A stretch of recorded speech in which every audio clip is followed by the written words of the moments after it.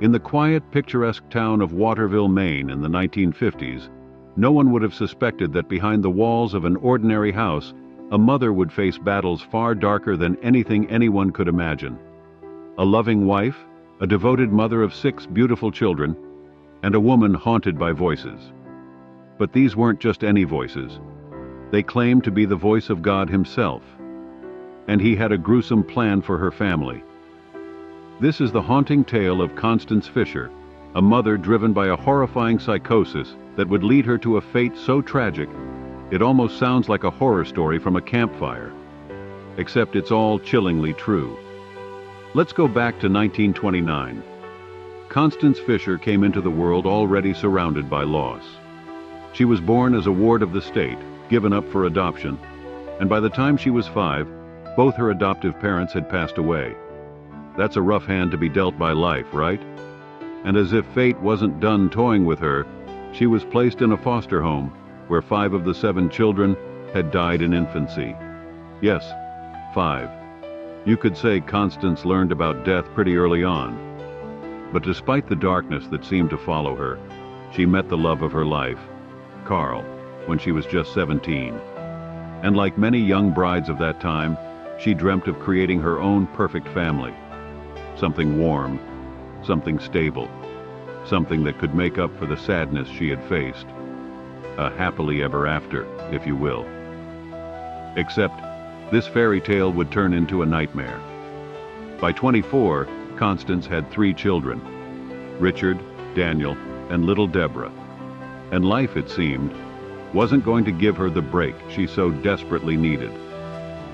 She began to hear voices, not the nagging kind telling you to clean the dishes or sort the laundry, but voices of God, or so she thought.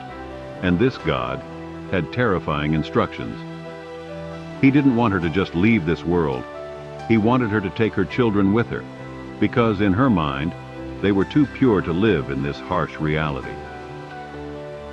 So, one cold day in March 1954, Constance Fisher, in the grip of a psychotic break, filled the bathtub with water and drowned her 3 young children.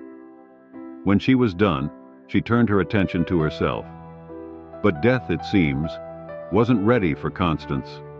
Found wandering, Constance was charged with murder.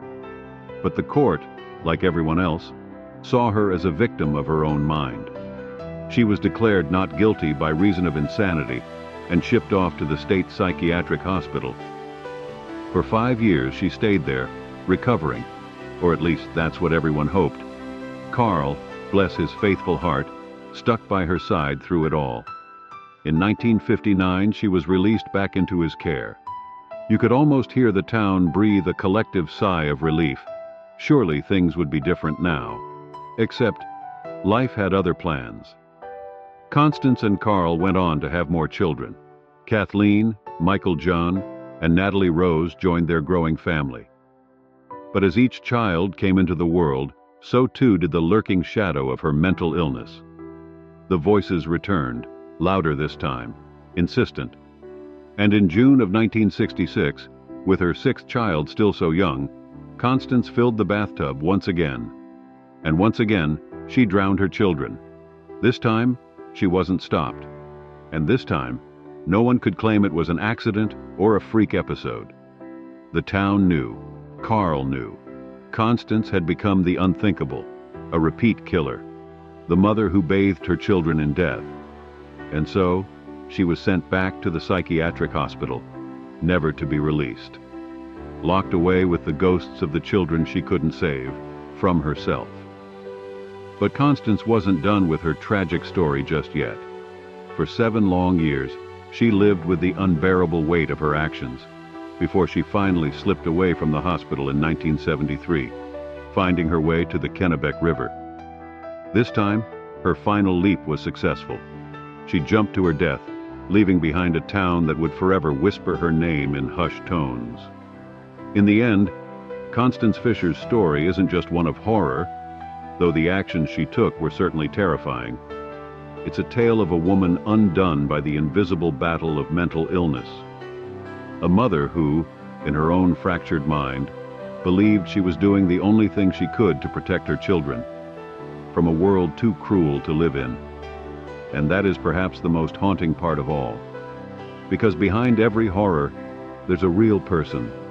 And sometimes that person is the one you'd least expect.